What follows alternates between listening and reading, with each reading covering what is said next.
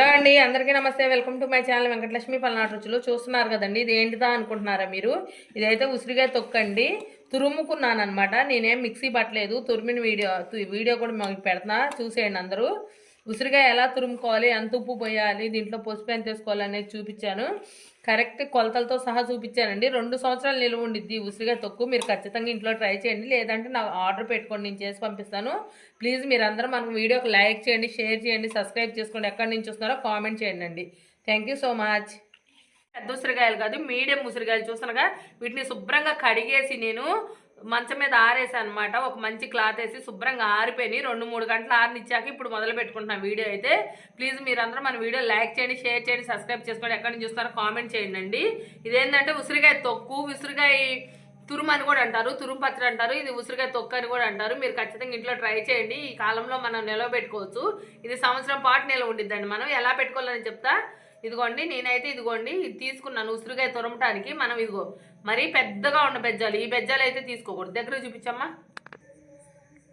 ఇదిగోండి, పెద్దగా ఉన్న బెజ్జాలు అయితే తీసుకోకూడదు. ఈ రౌండ్ బెజ్జాలు ఇవి కూడా తీసుకోవద్దు. ఇది చూడండి, ఇది చాలా ఇంకా పెద్దగా వస్తుంది, ఇది కూడా తీసుకోకూడదు.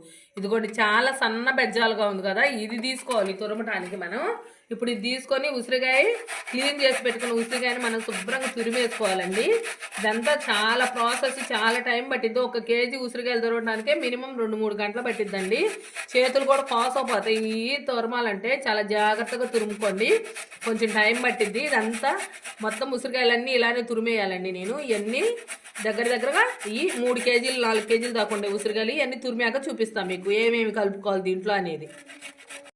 ఓకేనండి, చూస్తున్నారు కదా, ఎంత తురిమేసరికి నాకు కనీసం 5 గంటలన్నా పట్టిందండి. చాలా టైం పడుతుంది ఉసిరికాయ మొత్తం తురిగేసరికి. ఇదిగోండి, మొత్తం తురుముకున్నదంతా దీంట్లో పెట్టేసుకున్నా. ఇదిగోండి, చూసారా, ఇది ఇట్లా తురిగిందంటే ఎలా వస్తుందో మొత్తం దీంట్లో పెట్టేసుకుంటున్నాను. ఇంకా అయిపోయిందండి మొత్తం తురిమేసే కాయలన్నీ. ఇదిగోండి, ఇత్తులు అయితే చూడండి ఎన్ని వచ్చినాయి. కేజీ పెచ్చే వచ్చినాయి ఇత్తులు. 3 కేజీలు తీసుకొస్తే కేజీ పెచ్చి ఇత్తులే వచ్చినాయి. ఏళ్ళు కూడా పోతున్నాయండి. ఇలా తురమాలంటే మిక్సీ వేసుకోవడం బెటరు. అసలు తురవటం అనేది చాలా కష్టంగా ఉంది. మిక్సీ పట్టుకుంటే ఈజీగా ఉండిద్ది మనకైతే. కాకపోతే ఇది ఆర్డర్ ఉంది, వాళ్ళు మిక్సీ వద్దన్నారు, తురివిందే కావాలన్నారు, అందుకని తురుగు ఇస్తున్నాను. ఈ 4 కూడా తురుగుకున్నాక ఉప్పు పసుపు ఎంత వేయాలో చూపిస్తాను. ఓకేనండి, ఇప్పుడు తురవకోవటం అయిపోయింది కాబట్టి నేను ఉప్పు అయితే కొలత పోసుకుంటున్నానండి. కాటా కూడా పోసుకోవచ్చు. 3 కేజీలు ఉసిరికాయలకు వచ్చేసి ఉప్పు వచ్చేసి 70 గ్రాములు ఉప్పు వేయాలి. అప్పుడు 3 కేజీలకి 3 ఏళ్ళు 21 210 గ్రాములు ఉప్పు వేయాలి. నేనైతే 3 కేజీలకి 210 గ్రాములు ఉప్పు వేస్తున్నాను. నేను గిద్దతో తీసుకుంటున్నాను. గిద్దతోటైనా పోసుకోవచ్చు, మన ఇష్టం. గిద్దతోట అయితే 1.5 పోసుకుంటే సరిపోద్ది అనమాట. నేను 2 కేజీల కన్నా ఎక్కువ ఉండయి, అందుకనే 2 గిద్దలు తీసుకున్నాను ఉప్పు అనేది. 2 గిద్దలు ఉప్పు తీసుకున్నాను.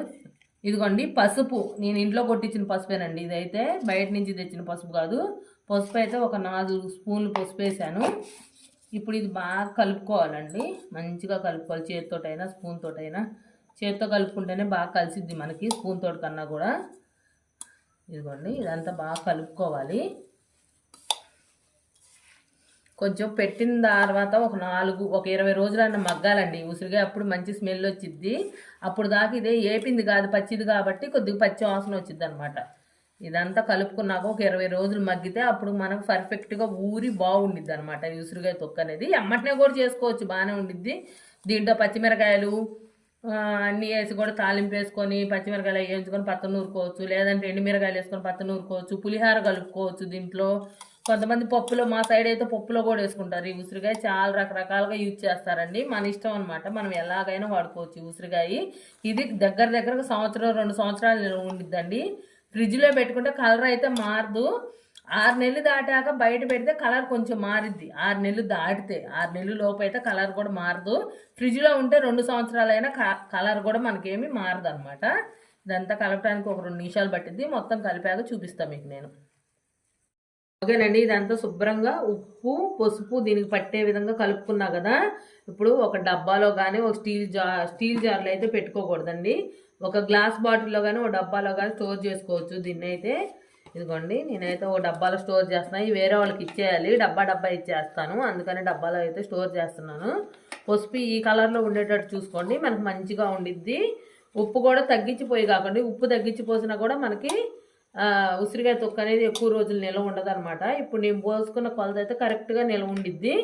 చాలా చాలా బాగా వచ్చిందండి ఉసిరికాయ తొక్కు. మీరు కూడా ఇంట్లో ఖచ్చితంగా ట్రై చేయండి. ఎలా వచ్చిందో ఒక కామెంట్ చేయండి. లేదంటే మీకు ఎవరికైనా కావాలంటే ఆర్డర్ పెట్టుకోండి, నేనైతే పంపిస్తాను మీకు కూడా. ఎవరికైనా కావాలంటే ఇదైతే అమెరికా పంపించాలండి, వాళ్ళకి పంపిస్తున్నాను ఇది. వాళ్ళు ఇక్కడ వచ్చారు గుంటూరులో ఉంచి తీసుకెళ్తాను అనమాట.